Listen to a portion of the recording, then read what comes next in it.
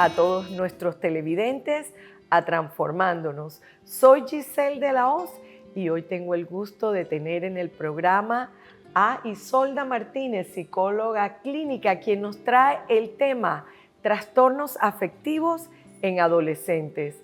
Bienvenida, Isolda.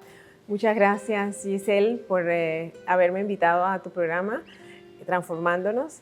Muy contenta de poder participar y poder compartir sobre este tema tan interesante y tan actual, ¿verdad?, en la vida de cada uno de nuestras familias. Y lo dices y no lo sabes, lo importante que es para todos nuestros televidentes este tema, trastornos afectivos en adolescentes. Y qué importante para nosotros, no solamente para los padres, sino para la sociedad en su conjunto, que sepamos construir puentes de comprensión con nuestra juventud. Y qué atinado que el programa se va a dar en el mes de agosto, cuando el 12 es el Día Internacional de la Juventud.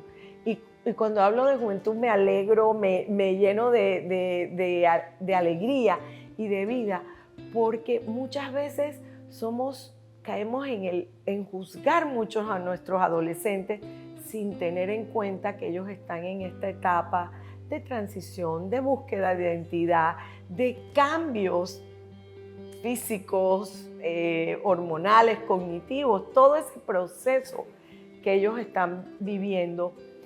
Y cuando hablamos de trastorno afectivo, no quisiera que entráramos inmediatamente en el tema sin antes que nos pudieras diferenciar cuando hablamos de ese rasgo que tiene ese adolescente, como lo tenemos todos los seres humanos, pero estamos hablando de nuestra población etaria, los adolescentes. ¿Cuándo podemos diferenciar que hay rasgos y cuándo ya viene o cuándo se diagnostica un trastorno?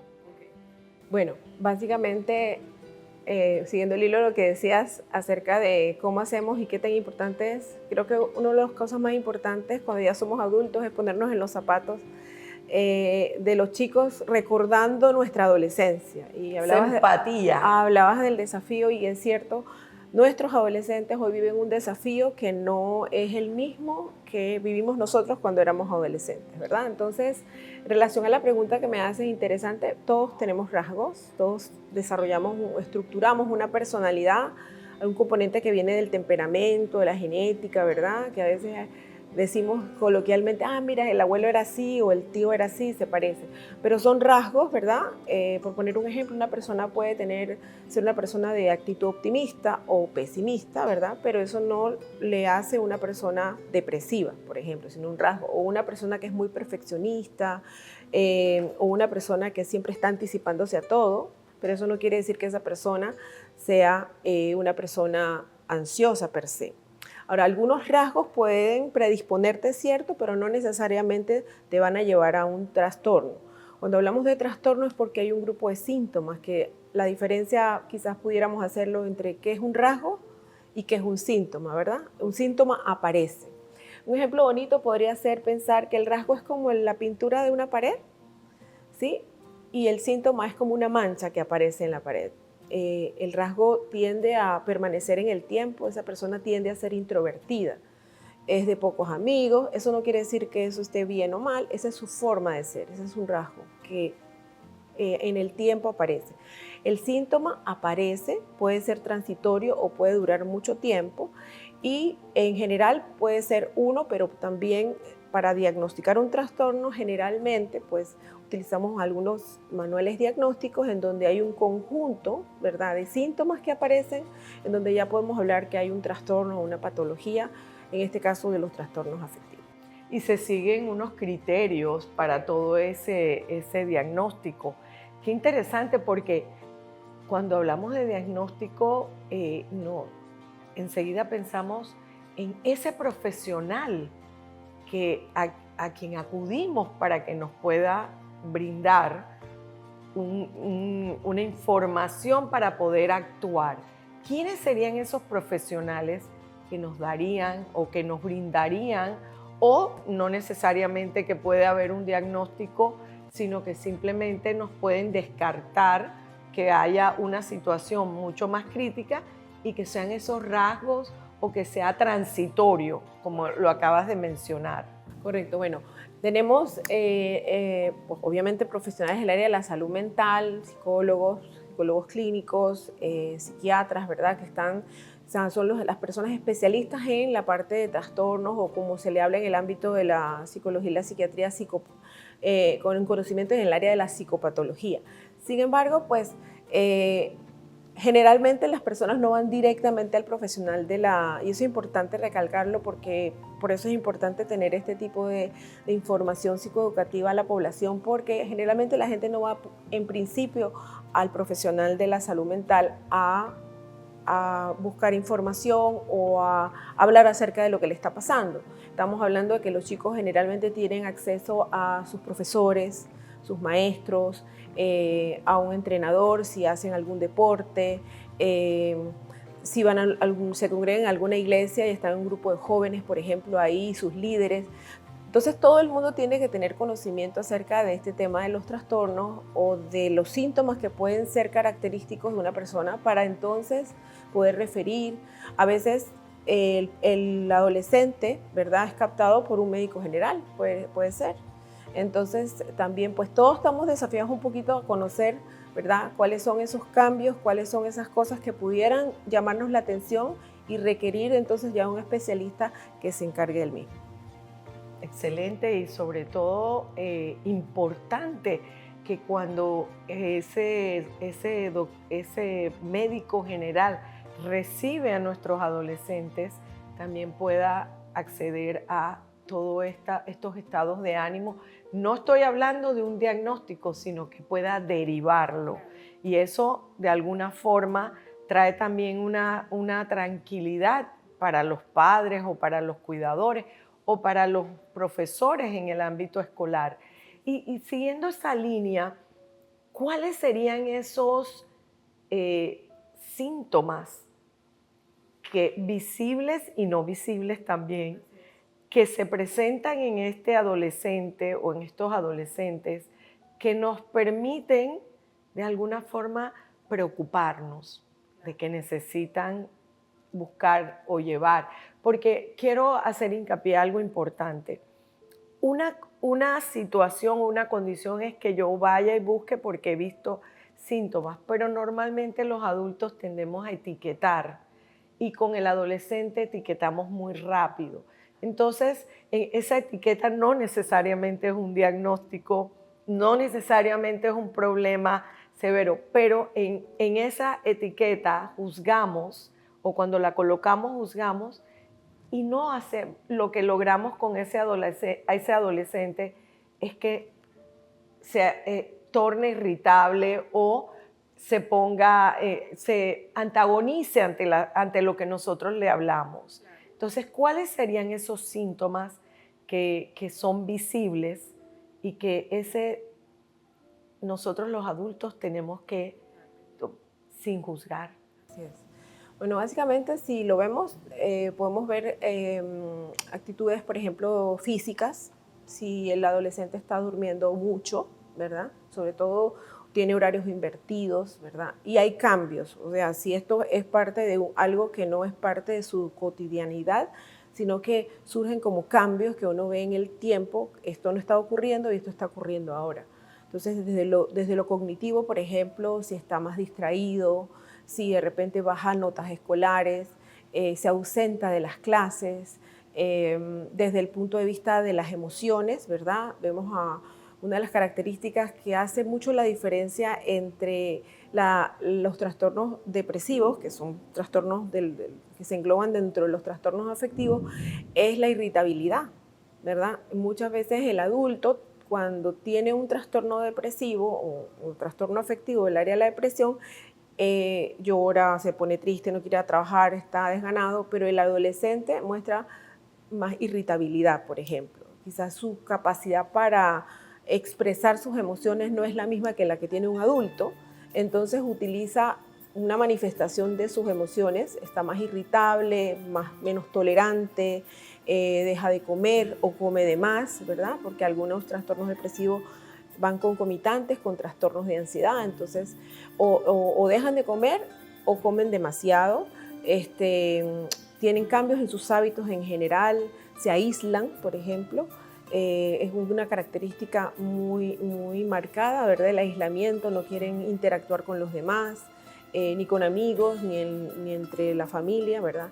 Serían como algunos aspectos, ¿no? Ya más avanzado la situación, estar pendiente de lo que dicen, ¿verdad? A veces hay pesimismo, pero un pesimismo marcado, por ejemplo, con ideas de no querer vivir o estar... el tema de la muerte, ¿verdad? Viene a la palestra, entonces cosas que eso no era parte de la característica de ese adolescente, empieza a hablar sobre eso. Hemos notado en algunos casos experiencias con el tema de la comida, con el tema de la alimentación. En los últimos años hemos tenido muchos cambios, hay mucha información sobre la comida, sobre el tema de el ser vegano, el vegetariano, el comer diferentes comidas que literalmente afectan de alguna forma. Este tema, ¿podrían los padres, podrían ver los adultos que estos trastornos afectivos afectan directamente a su capacidad del adolescente en cuanto a su alimentación? Claro, porque la alimentación también tiene mucho que ver con el tema de la imagen, ¿verdad? También qué mensaje hay en la casa acerca de cómo yo me veo, ¿verdad? Siempre usamos las etiquetas que usted dice, que es flaquito, que es muy gordito, ¿verdad? Y ellos están en un proceso, los adolescentes, un proceso de cambio que tiene que ver con sus cuerpos. Y ellos mismos tienen que reinterpretarse ese crecimiento, cómo va cambiando toda su estructura, ¿verdad? Y hay mucha información, ahorita tienen acceso a mucha información, entonces hay cosas que de repente el papá no sabe que el hijo sabe, pero lo sabe porque tiene acceso a un clic de información, entonces uno tiene que estar muy pendiente de lo que ellos, qué entienden por eso, ¿verdad? ¿Qué entienden? Y sí, la alimentación es muy importante, ¿no? Y muchas veces también podemos notar el adolescente buscando, quisiera como que habláramos también acerca de si están diagnosticados, en qué medida el uso de alcohol o de drogas puede ser un ingrediente tan letal para el adolescente que complica su vida. Claro, es parte de los factores externos, la presión de grupo en la que ellas están, la curiosidad, el hacer la presión de grupo que viene, si él lo hace, ¿por qué no lo hago yo, verdad? Entonces, es frecuente que el adolescente pueda estar rodeado de esa presión, ¿verdad? Y si involucra sustancias como el alcohol, por ejemplo, que es un depresor del sistema nervioso, si ese chico ya tiene o chica tiene una situación de un trastorno afectivo subyacente o ya florido, pues esto obviamente va a exacerbar la situación, por supuesto. Sí, definitivamente que seguimos preocupados y debemos estar preocupados como padres, como adultos, como docentes, como líderes, en qué respuesta o de qué manera podemos brindarle herramientas a nuestra juventud ante estos casos que se presentan en nuestra sociedad. Isolda, vámonos a una pausa y regresamos con recomendaciones y qué hacer y a dónde buscar ayuda.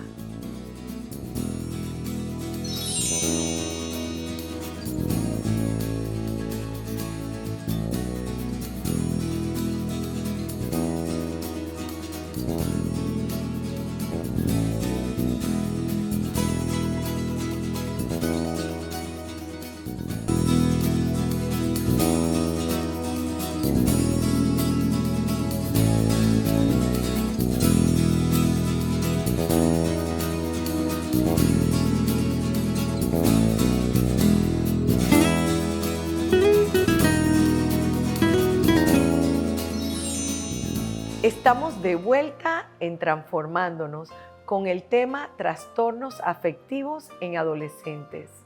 Isolda, siguiendo el tema de los trastornos afectivos, ¿qué engloba estos trastornos?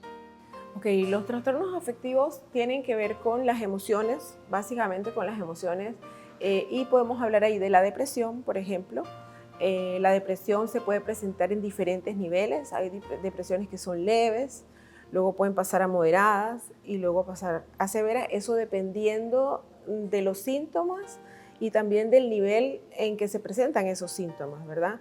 Lamentablemente tenemos estas conductas en donde los muchachos se cortan, ¿verdad? No necesariamente para hacerse daño, para autolesionarse buscando quitarse la vida, pero sí para mitigar el dolor emocional que siente por medio de lo que se conoce como cutting o autolesiones. Entonces, una de las cosas importantes, los papás tienen que estar pendientes la forma en que se visten los chicos, porque muchos chicos se cortan y empiezan a vestirse de manga larga, y uno puede decir, ah, bueno, eso es una moda, pero generalmente están cubriendo las cortadas, que es simplemente una manifestación de malestar emocional, ¿verdad? En donde tratan de desviar ese dolor emocional que tienen, que no saben a lo mejor de dónde viene o cómo expresarlo en palabras, y se cortan como una forma de mitigar ese dolor emocional concentrándose en un dolor físico, pero eso crea inclusive un ciclo vicioso, ¿no? En donde me siento luego peor y luego lo repito. Ya ahí no estamos hablando de una depresión leve, estamos hablando de algo que está más avanzado.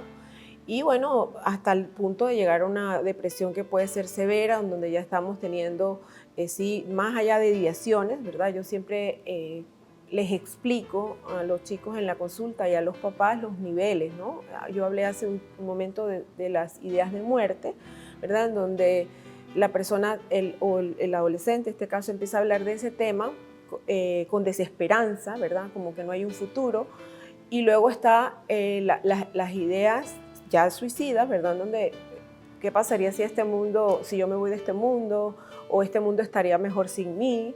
Entonces ya es otro nivel de ideas hasta poder llegar realmente no quiero seguir viviendo, ¿verdad? Y que generalmente pues no lo dicen o lo comentan a personas o no lo comentan, ¿verdad? Y estas ideas pueden tener hasta un año, ¿verdad? Ya los estudios indican que hay chicos que 12 meses atrás han empezado a tener estas ideas y se manifiesta en un intento suicida, que ya ahí estamos hablando de un nivel mayor en donde requiere una hospitalización, primero una evaluación por un especialista que tenga toda la idoneidad para tener todos los criterios, y requiere, en la mayoría de los casos, hospitalización.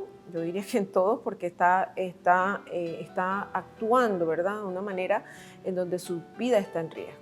Entonces ya estamos pasando del pensamiento a la acción, ¿verdad? Y previo a eso hay una planificación. Entonces, parte de lo que hacemos en la historia clínica cuando hacemos las preguntas relacionadas a las ideaciones suicidas es si ya tiene un plan, al punto en donde ya cometió el acto, ¿verdad? En donde ya hizo el intento. Estamos hablando de niveles, ¿no? Niveles de ese cuadro depresivo. Hay unos estados depresivos, por ejemplo, que se conocen como distimias, en donde la característica es un estado de ánimo que fluctúa, ¿verdad? A veces estoy un poquito mejor, luego bajo, a los adultos también les pasa, pero lo característico es lo prolongado del tiempo. Y otro concepto importante es que muchos trastornos depresivos, tanto en adultos como adolescentes, están concomitando con otros síntomas, otros cuadros o trastornos psicopatológicos que tienen que ver con la ansiedad. Entonces también a veces van juntos, a veces solo el cuadro de ansiedad, pero generalmente en algunos casos aparecen ambas cosas, ¿no? Un trastorno mixto depresivo ansioso, por ejemplo. Interesante todo lo que dices, y también un poco lo que preocupa cuando te escucho. Se remite uno a querer brindar todo este tipo de información con aras de prevenir, pero por el otro lado también da un poco de temor. Y muchas veces este tipo de, no hablo del programa, pero en general este tipo de conversaciones no las tenemos por temor a hablar del tema. Por ejemplo, se da mucho en los planteles educativos, donde los gabinetes te lo indican o te preguntan qué está pasando, mira esto, y muchas veces por temor no buscamos la ayuda. La salud mental es algo que debe de todos los mitos que hay alrededor, ¿verdad? Que voy al psicólogo o al psiquiatra porque estoy loco, ¿verdad? Esas etiquetas, ¿verdad? Deberían salir de nuestro vocabulario. Yo creo que una de las cosas más importantes es sí hablarlo, ¿verdad? O sea, estas cosas sí se hablan. En casa deberían los papás preguntar, ¿verdad? Sobre estos temas, ¿tú qué opinas? Y bueno, las noticias también nos los dicen. Si sale una noticia, pues aprovecho y hablo del tema en casa, ¿verdad?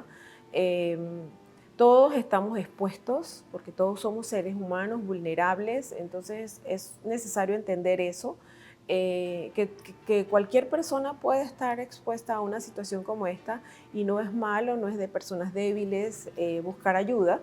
Se trata de vulnerabilidad. Sí, vulnerabilidad, claro que sí, porque todos estamos expuestos al estrés, todos estamos expuestos a los cambios, ¿verdad? Vivimos a las redes sociales, a la influencia, todo. Entonces, necesitamos que podamos tener eso en nuestros espacios, en familia, y también las conversaciones, que sean temas de conversación en las escuelas, por ejemplo, que ya existe, sí, ¿verdad? Algunas fundaciones y entidades que se dedican a esto, y siempre sentir que buscar ayuda pues no es debilidad, sino que todos podemos acceder a esto, ¿no? Creo que sí. Entonces, ¿qué tipos de tratamientos, a dónde debemos acceder cuando vemos o cuando hay estas situaciones? Cuando el padre o la madre o el docente o el abuelo, la abuela observa algo que le genera no solo preocupación, sino que de alguna forma ve, como acabas de mencionar, disminuyó o su rendimiento escolar disminuyó, no está durmiendo, no está comiendo. ¿Qué tipo de tratamiento existe? Bueno, primero en principio buscar ayuda profesional, ¿verdad? Ya mencionamos que los profesionales del área de psicología clínica, los psiquiatras, ¿verdad? Están entrenados para definir si es una situación y el manejo que se le debe dar a la situación. Importante que se hace una historia clínica, ¿verdad? Con todos los factores predisponentes, con toda la sintomatología, para saber el nivel, ¿verdad? Y el pronóstico que le podamos dar al caso. Y es importante porque sí hay tanto tratamiento, en algunos casos es necesario un tratamiento farmacológico, ¿verdad? Porque nuestra psicología está basada en un cerebro y en un funcionamiento de nuestro cuerpo, y necesitamos entonces, en algunos casos, ¿verdad? Es necesario el tratamiento farmacológico, que en este caso lo media un médico psiquiatra, y por otro lado, pues hay otros tratamientos concomitantes en algunos casos. El manejo interdisciplinario en estos casos es muy importante, porque muchas veces hay que buscar la raíz, muchas veces no, en todos los casos yo diría lo ideal es buscar la raíz del problema. ¿Por qué ese chico cayó en ese estado depresivo? ¿Por qué llegó? Entonces a veces tenemos que buscar un terapista de familia, si hay factores familiares desencadenantes de esa situación depresiva, ¿verdad? Y hay técnicas o tipos de psicoterapia que están adaptadas para el adolescente. Creo que una de las cosas más importantes es que ellos también puedan tener grupos de apoyo de coetarios, ¿verdad? De la misma edad que ellos, para que ellos puedan interactuar. Es muy importante que inclusive hay terapias de grupos que donde otros pares, ¿verdad? Pueden también influenciar positivamente en la vida del muchacho, ¿no? Creo que es un trabajo que no es solamente de los profesionales del área de la salud mental, es un trabajo en equipo que se hace con los padres, ¿verdad? Los padres, bajar la ansiedad de los padres, saber que hay ayuda y que ellos son muy importantes en la vida de ellos. Si el ámbito escolar está allí, establecer los canales necesarios para poder que ellos entiendan que el chico tiene una situación de salud, ¿verdad? Porque es de salud mental, pero es una situación de salud. Así como una persona puede tener, no sé, cualquier condición de salud, ¿verdad? Porque a veces pensamos que esto es algo que se le puede quitar, no sé, motivándolo, y a veces no es suficiente. Necesitamos hacer un trabajo de equipo de todas las partes, ¿no? Inclusive obviamente del muchacho, ¿no? Sí, y para terminar añado un poco esa parte psicoeducativa que tanto necesitamos la familia cuando tenemos a un joven que está atravesando por esta situación.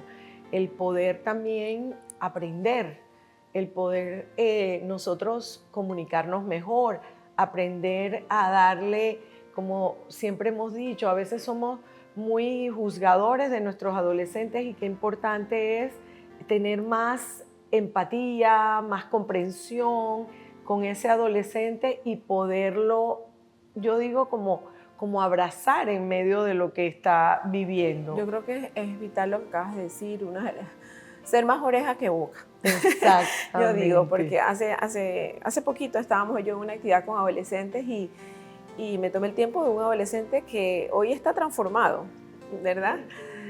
Hoy está transformado de ser un chico dependiente que no sabía pues ni ir al supermercado solo, era muy, muy, muy dependiente, a ser un chico que hoy es líder, que se atreve a ir a un concurso de oratoria, que tiene planes claros de lo que quiere hacer, ha formado parte de un grupo de adolescentes y una de las cosas que uno tiene que hacer es callarse la boquita, ¿verdad? Y los padres sobre todo, porque nosotros como padres siempre queremos lo mejor, pero a veces estamos solamente dando instrucciones o advertencias, ¿verdad? Y no nos sentamos a escuchar. En el escuchar, sobre todo cuando ellos están dispuestos a hablar, porque a veces no es todo el tiempo que ellos quieren hablar, dejar lo que yo tengo a un lado y tener una comunicación consciente con ese adolescente en donde yo voy a escuchar, ¿verdad? No voy a aconsejar, yo te voy a escuchar porque quiero oír cómo te sientes, ¿verdad? Estamos siempre interrogando. También evitar esos sermones que pensamos que al darle sermones a ese adolescente, él va a aprender. Y muchas veces llega un momento en que estas orejitas de ese adolescente no quieren escuchar lo que el adulto o lo que el padre dice. Entonces, qué importante que nosotros como familia le podamos brindar esa contención que están necesitando, porque muchas veces no es fragilidad, como tú acabas de hablar, o debilidad, es vulnerabilidad. Gracias, Isolda, por toda esta valiosa información que les ha brindado a todos nuestros televidentes. Y recordemos, tenemos que construir puentes con nuestros adolescentes, que se sientan comprendidos, que se sientan contenidos. Nos vemos en una próxima edición aquí en Transformándonos, no sin antes seguirnos en nuestras redes sociales. Gracias, Isolda.